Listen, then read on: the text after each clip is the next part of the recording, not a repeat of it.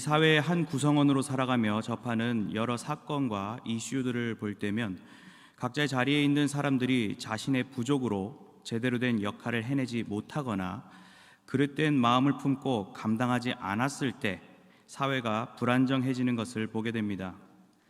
그러한 불안정이 지속되고 증가할수록 이 사회의 책임의식은 상실되고 피로감은 더해지며 그것이 심할 경우 불신과 분노가 이 사회를 가득 채우고 맙니다. 창세 때 하나님께서 아담과 하와에게 부여하셨던 인간됨의 마땅한 모습을 바르게 지키지 않은 채 죄의 본성을 지금도 이어가는 우리 인간의 모습이 여전히 이 사회를 이렇게 구성하고 있음을 여실히 보여주는 듯 합니다. 특히 그리스도인에게는 하나님께서 특별하게 부여하신 마땅한 삶의 모습이 있고 거기에는 역할과 책임이 뒤따르고 있습니다. 이 백성은 내가 나를 위하여 지었나니 나를 찬송하게 하려 함이니라고 하신 인간 창조의 의의와 먹든지 마시든지 무엇을 하든지 다 하나님의 영광을 위하여 하라 하신 말씀을 토대로 우리의 본분을 생각한다면 우리에게 주어진 삶의 마땅한 역할을 예배적 삶이라고 부를 수 있을 것입니다. 하지만 사실 우리가 그것을 온전히 살아내는 것은 참으로 쉬운 일이 아닙니다. 우리 스스로는 그것을 인지할 감각이 없고 바로 설 능력이 없으며 판단력은 왜곡되고 의지는 매번 꺾이기 때문입니다. 그렇다고 불신자들 모습처럼 무책임하고 불법적으로 살 수는 없는 노릇이기에 우리는 우리의 제대로 된 역할 감당을 위한 고민 속 해답을 찾아야만 할 것입니다. 바로 우리가 오늘 보는 히브리서는 그것의 좋은 지침서가 된다 할 수 있습니다. 히브리서의 저자는 자신의 자리에서 이탈하여 유대교로 돌아가려던 당시의 신자들을 향해 이 서신을 기록하였습니다. 그리고 이 서신을 통해 예수 그리스도께서 친히 감당하시며 성취하고 마신 위대한 구원 사역을 조명해주고 있습니다. 그 구원 사건이 가지는 의미와 가치를 체계적으로 다루며 우리의 삶이 과연 어디에 초점을 두어야 하고 어떠한 삶의 자세로 잡혀가야 하는지 진심 어린 권면이 담겨 있습니다. 히브리서에서 등장하는 제사, 하나님께 나아감 등의 관심사들이 그것을 잘 나타내 보여주는 주제라 할 수 있습니다. 코로나19라는 굴레를 벗어나고 있는 지금 우리가 예배적 삶이라는 틀에서 벗어난 삶의 양식을 만들어 간다면 우리 삶의 습관과 태도는 더더욱 바람직하지 못한 모습으로 기울고 말 것입니다. 예배적 삶의 진정한 실천이 어려워지는 수준을 넘어 위험한 수준으로까지 여겨지는 암담한 이 시대적 현실을 타개하기 위해 오늘 밤 주어진 말씀에서 답을 찾고자 합니다. 이 시간 본문의 교훈을 살펴보는 가운데 예수님을 주로 모시는 성도와 특별히 헌신을 다짐하는 여전도의 회원들이 예배적 삶을 온전히 살아가기 위해 가져야 할 바람직한 모습이 무엇인지 함께 상고해 보고자 합니다. 첫째로 예배적 삶을 사는 성도는 믿음의 선배들이 남긴 교훈을 간직하며 언제나 동일하신 예수님만을 바라봅니다. 본문 7, 8절을 함께 봉독하겠습니다. 하나님의 말씀을 너희에게 일러주고 너희를 인도하던 자들을 생각하며 그들의 행실의 결말을 주의하여 보고 그들의 믿음을 본받으라. 예수 그리스도는 어제나 오늘이나 영원토록 동일하시니라. 아멘. 앞선 내용을 통해 참으로 우월하신 예수 그리스도에 대하여 다양한 교훈을 이어온 저자는 후반부로 갈수록 격려와 권면으로 교훈을 완성해 갑니다. 12장 말미에는 경고, 진동이란 표현이 등장하며 두려운 분위기가 연출되긴 하지만 28절에서 우리가 흔들리지 않는 나라를 받았음을 전하고 그렇기 때문에 은혜를 받자 이로 말미암아 경건함과 두려움으로 하나님을 기쁘시게 섬길지니라고 실천적인 성도의 삶을 제시합니다. 바로 13장은 그러한 특권적 새 언약의 삶을 얻게 된 성도의 구체적 모습이 무엇인지 소개하고 서신 전체를 맺는 역할을 합니다. 1절부터 6절은 신자의 화평하고도 거룩한 삶을 강조하며 진정한 사랑 위에 서 있는 바람직한 실천적 태도를 권면합니다. 그리고 이제 7절로 접어들며 저자는 주제를 조금 바꾸면서 독자들의 시선을 옮겨 놓습니다. 먼저 하나님의 말씀을 너희에게 일러주고 너희를 인도하던 자들을 언급하며 그들을 생각하라고 합니다.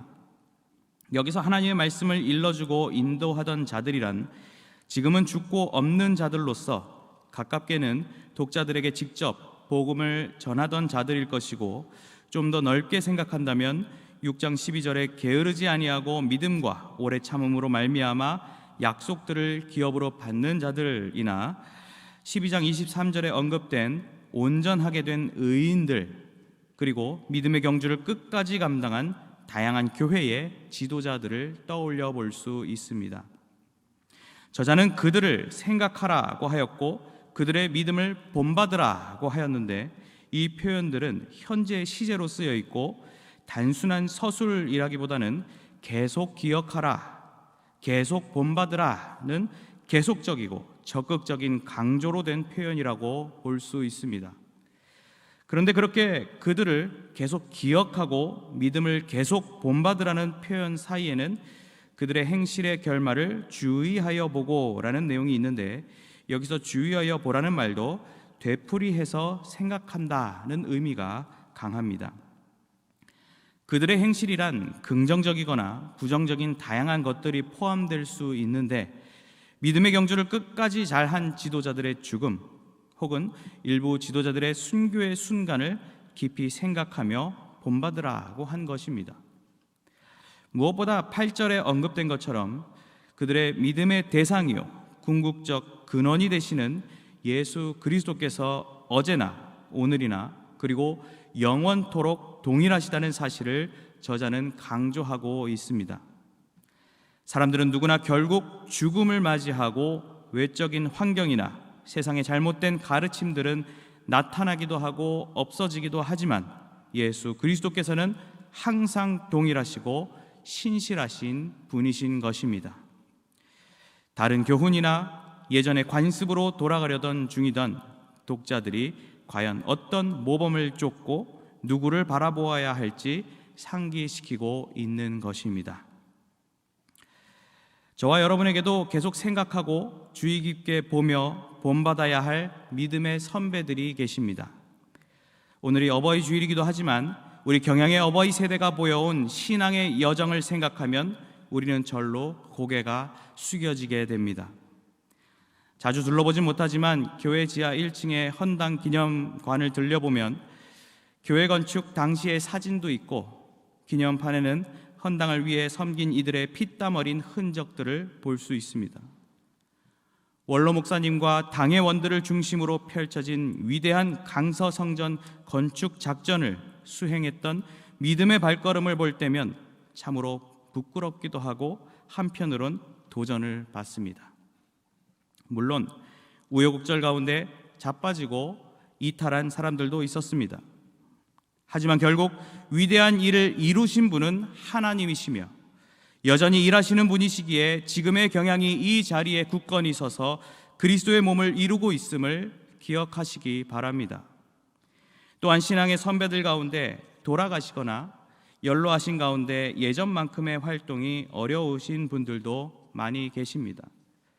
이렇게 멈추지 않는 역사 속 인간 개개인의 인생사는 다양한 모습으로 채워지지만 연수의 유한함으로 인하여 결국 끝을 맞이하고 맙니다.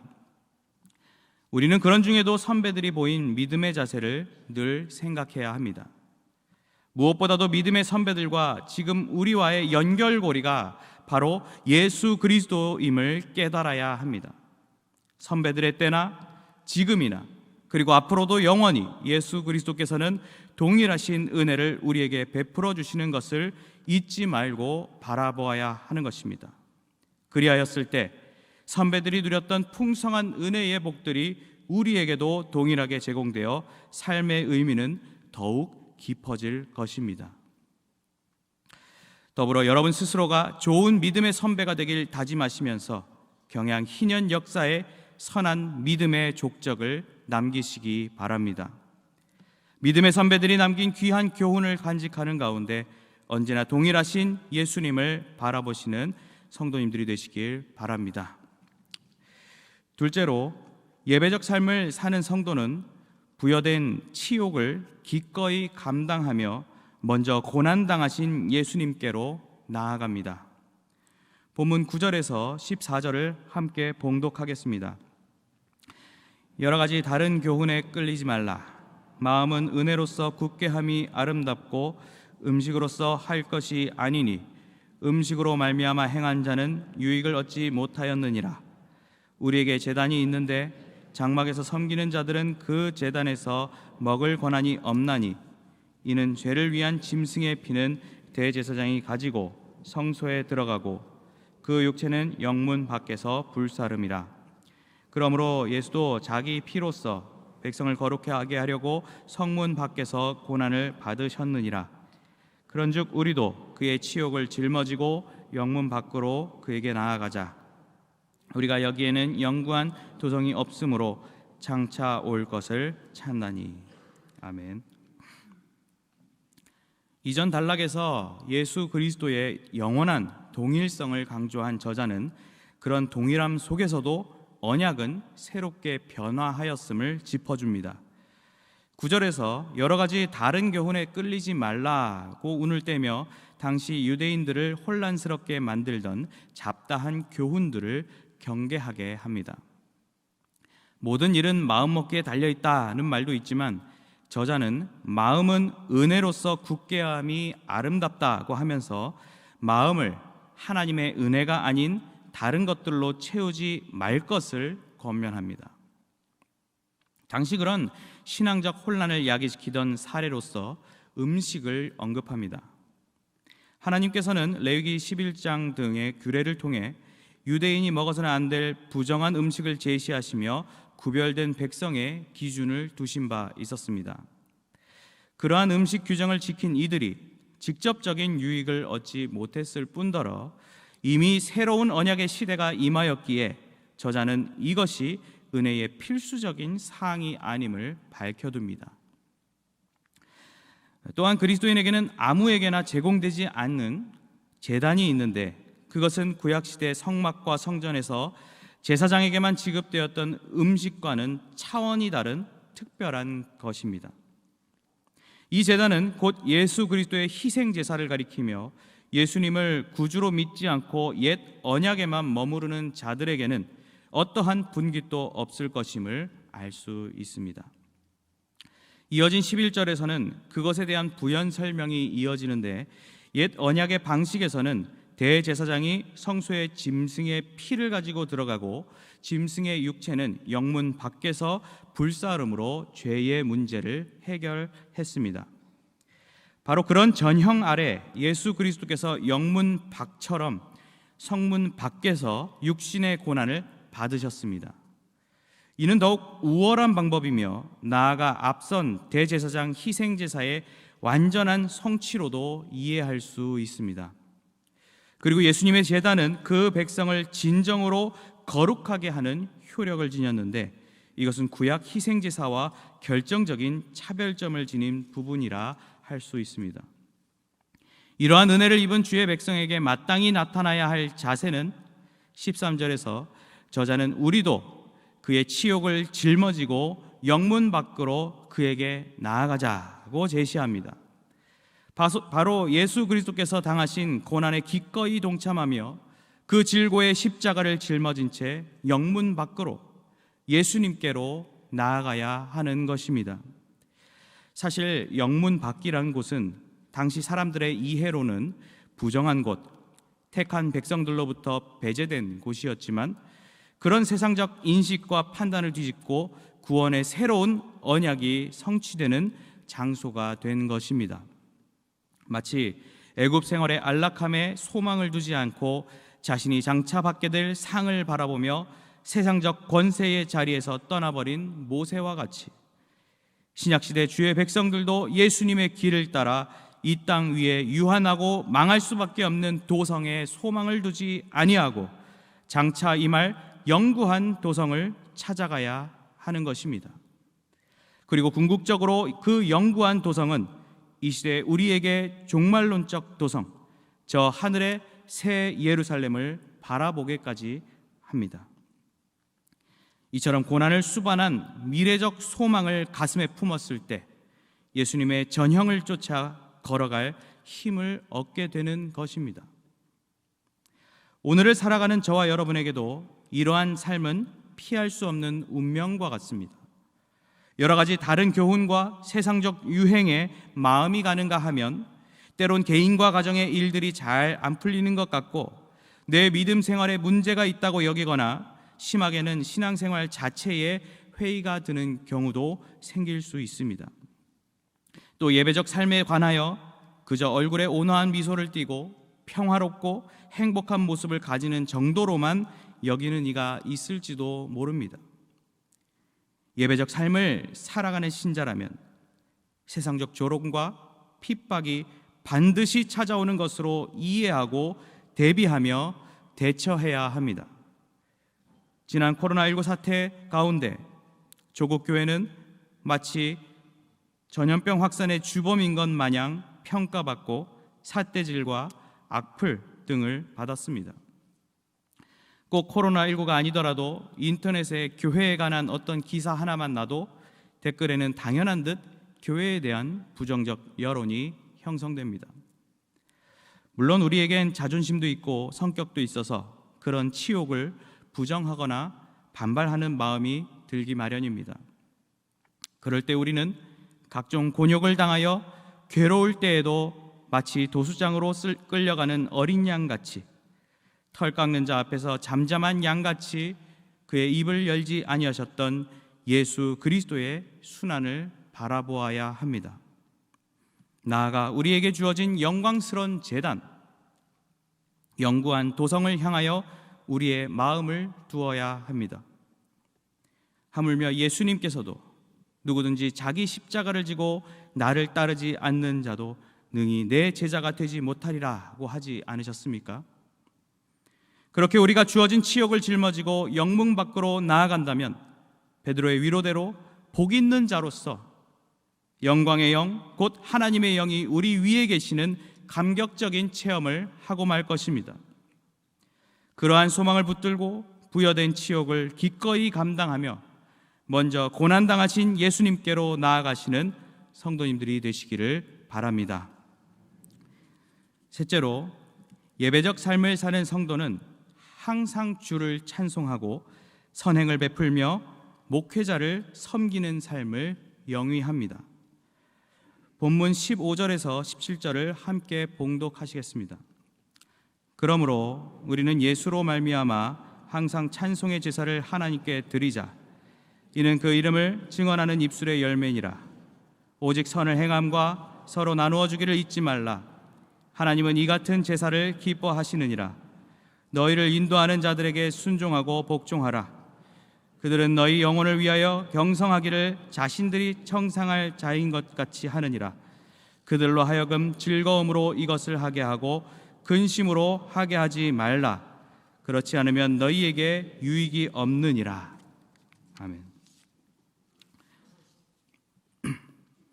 예수님께서 겪으신 고난의 길을 따라 걸으며 결국 영원한 도성을 대망하도록 권면한 저자는 이제 본격적으로 신자의 예배적 삶의 구체적이고 실천적인 모습을 제시합니다. 먼저 15절에서는 찬송의 제사를 말합니다. 죄의 문제를 해결하기 위해 구약적 제사로 속죄함을 입는 것이 아니라 그 과정을 이미 완수해 놓으신 예수 그리스도로 말미암아 항상 찬송의 제사를 하나님께 드려야 함을 권합니다. 이 신약의 예배를 드리는 이들은 이제 날마다 번제를 드릴 것이 아니라 입술로 찬송의 제사를 날마다 드려야 합니다. 시편 50편을 보면 이러한 제사를 받고자 하시는 하나님의 마음이 잘 드러나고 있는데 인간이 동물로 번제를 아무리 올려도 하나님은 가져가지 않으시며 오히려 감사의 제사를 요구하십니다. 세계와 거기에 충만한 것이 이미 하나님 것으로 하나님은 배가 고프거나 부족한 분이 아니시기 때문입니다. 즉 우리는 무엇을 드릴 것인지도 고민해야 하겠지만 그보다 더 중요한 것이 바로 어떤 마음가짐으로 드릴지, 또 어떤 입술의 고백을 드릴지에 관하여 깊이 생각해 보아야 하는 것입니다.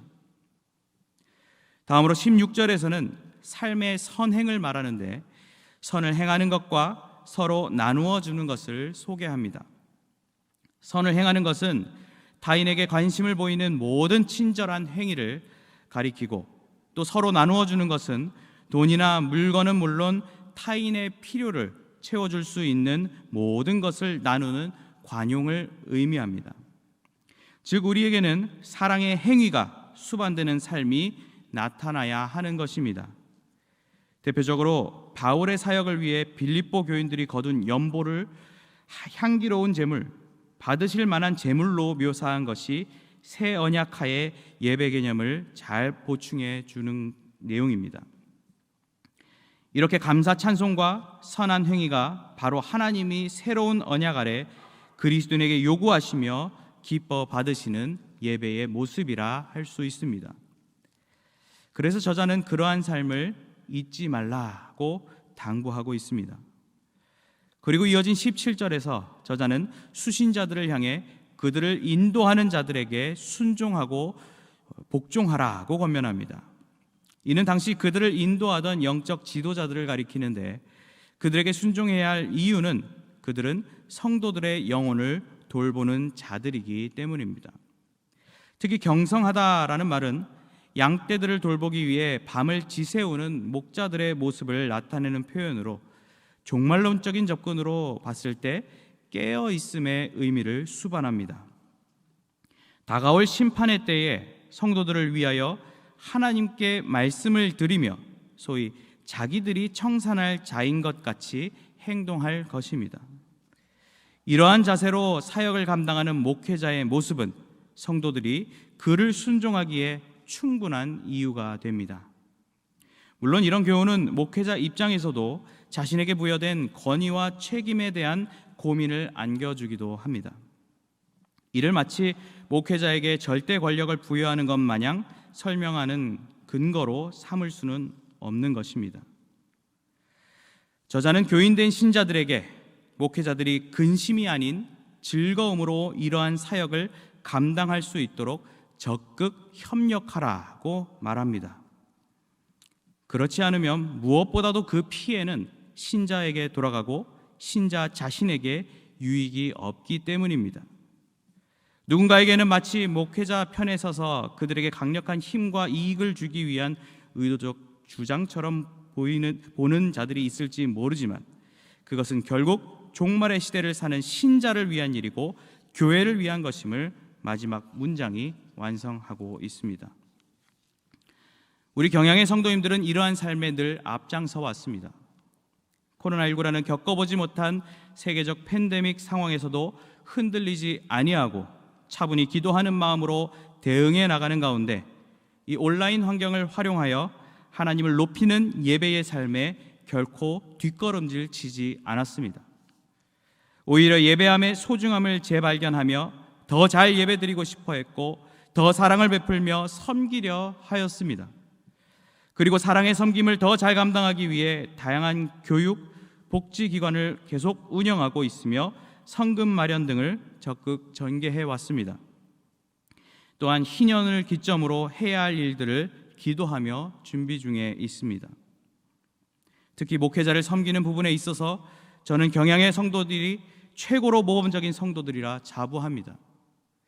담임 목사님을 중심으로 새로운 목표를 갖고 새로운 운동을 교회가 전개할 때면 온 성도가 팔벗고 나서 늘 생각보다 더한 결과들을 일궈냈습니다. 교회만이 아니라 교단 전체 목회자의 현재와 미래를 생각하며 개척하신 별님들을 후원하고 개척교회 후원 예배로 때마다 교회를 후원합니다. 수도권 지교회 개척과 지원을 계속 준비하고 있으며 지난 청년의 연합회에서는 제네바 신학대학원 도서기금을 마련하는 사랑의 모임을 가지기도 하였습니다. 이번에 여전도의 연합회에서 준비하는 봉사의 모임 역시 제네바 신학대학원 장학기금을 마련하여 목회자 후보생들을 지원하는 선한 목적을 지닌 행사로 준비하고 있습니다.